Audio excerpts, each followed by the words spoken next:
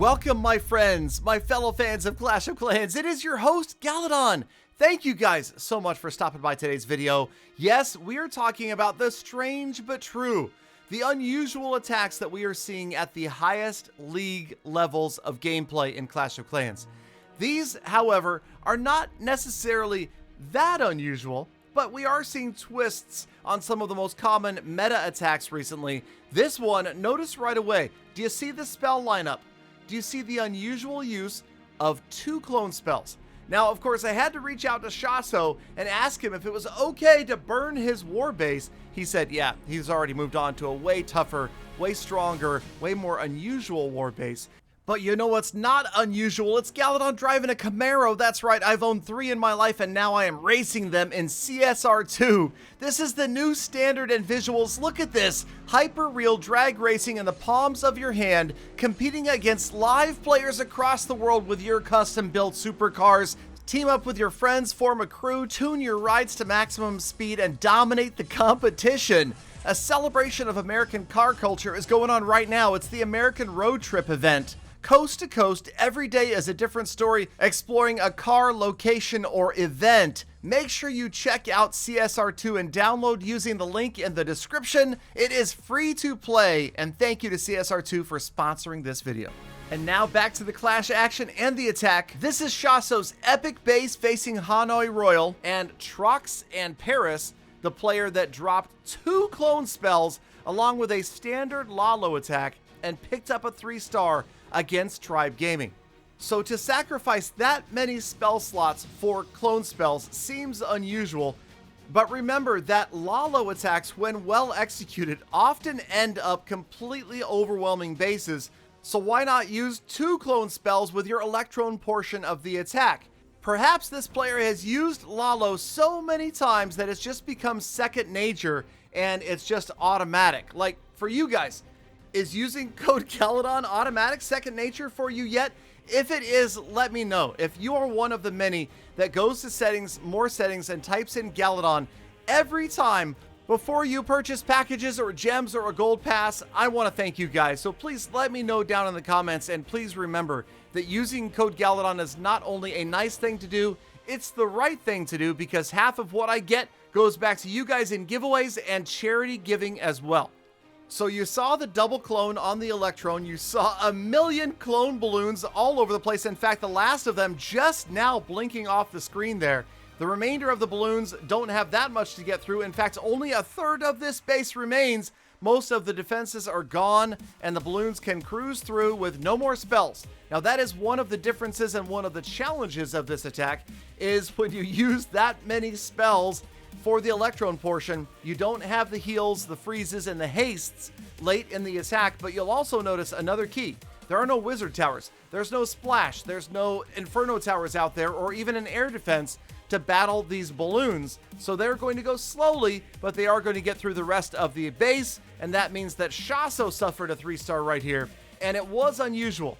But again, not completely unheard of, not unreasonable, just a little twist on a standard attack that we've seen many, many times before. And that is one of the cool things about, well, maybe offense being this strong, is players have enough leeway that they can kind of switch up the army a little bit, the spell composition, and we will see some units that we don't see very much of coming up from these next couple of attacks, and a combination that is becoming much more prevalent in competitive league play in Clash of Clans.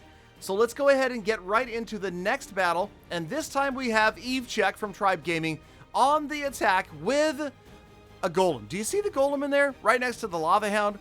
Kind of, you know, when you see players bring big ground and big air units, it's almost never a good thing.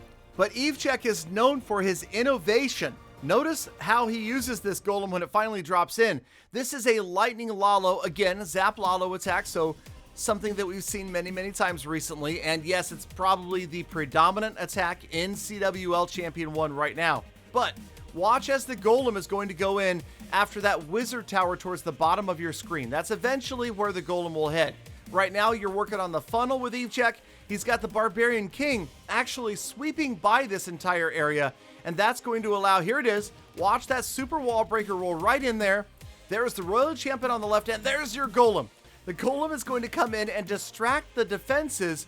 Well, the idea was to distract the defenses away from the royal champion and the archer queen. Unfortunately, that scatter shot did target them both, but eventually, as the scatter shot does fall, notice the other defenses are going to lock onto the golem, including the defending royal champion, and what that allows is a really, really long life for what would otherwise be considered a Sui archer queen, right? She has no healers. She's just rolling in with her health bar, trying to get through as much as she can. Eventually, she'll pop her ability. 40% of this base is about to be down, and then in rolls a blimp. It drops the dragons on the town hall, and that means your town hall is down, and that is pretty much half of this base. So the rest is going to get lawlowed. You can see the haste, the freeze spells in store right there, and here come the balloons and the minions around the outside. The queen essentially drew a straight horizontal line across the bottom of this base and took it out. Again, like we've seen so many times in recent attacks like this, Evechek chooses not to worry so much about the Eagle artillery. It's again going to be one of the last defenses that goes down, but I think he's focused more here on the direction, the pathing of these balloons, getting them in that warden ability, using those haste spells around the outside, and he does have one more freeze right there on the Eagle, keeping those balloons up a little bit longer, and of course that's just a single target Inferno, which yes, heroes hate, balloons don't care.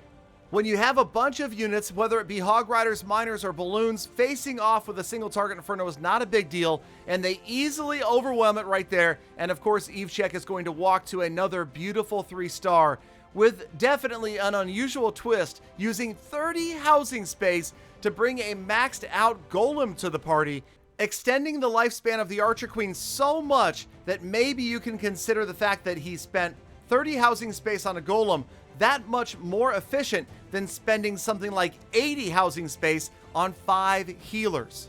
Again, a lot of fun to watch these attacks, and Evechek notorious for bringing the really unusual attacks to CWL. And, well, there you go. Speaking of, guess who it is again?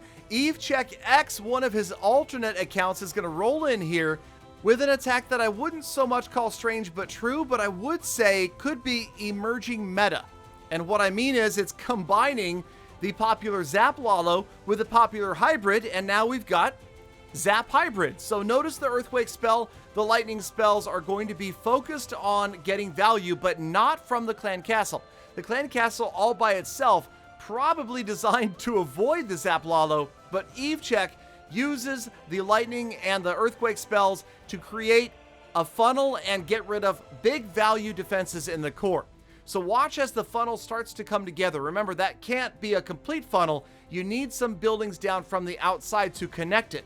So here comes your Archer Queen. She is going to Queen Walk, of course, and it's going to be beautiful. It really is. There's no doubt which way the Archer Queen is going right here.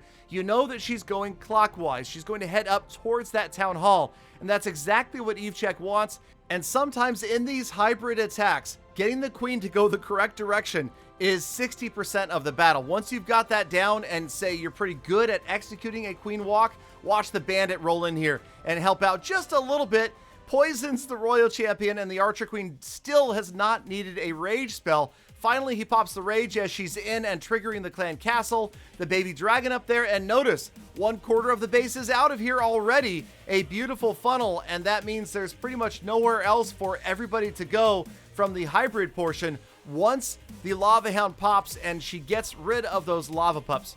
Now watch the top of your screen at 1 o'clock. The Barbarian King comes in to complete the funnel. In go the Miners and the Hog Riders, and the Royal Champion and the Grand Warden move in directly after the Town Hall. Archer Queen's still up. Siege Barracks helps to extend that funnel, keeping that narrow pathway. Ideally, with a hybrid attack, you want to keep the Hogs and the Miners as close together as possible so that they can both benefit from the Warden ability and from the heal spells. After they take that Town Hall down with a beautifully timed Warden ability, they move on, and now Evechek can drop those heals right in the midst of the heaviest damage as the Eagle continues to rain down, and everybody, the Miners and the Hog Riders, and that's again critical, they both get healed by that heal spell. In come the Hog Riders out of the Siege Barracks to catch up to everybody else.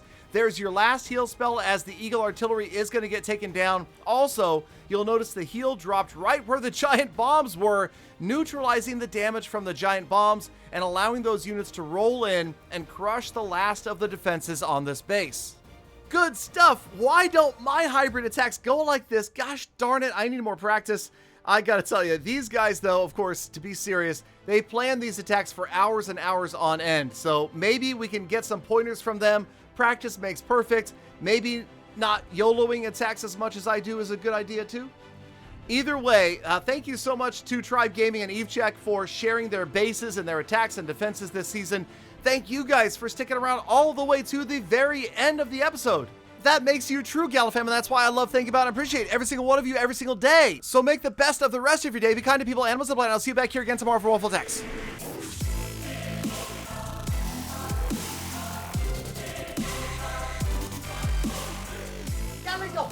Galadon, why do you always talk so fast at the end of every episode?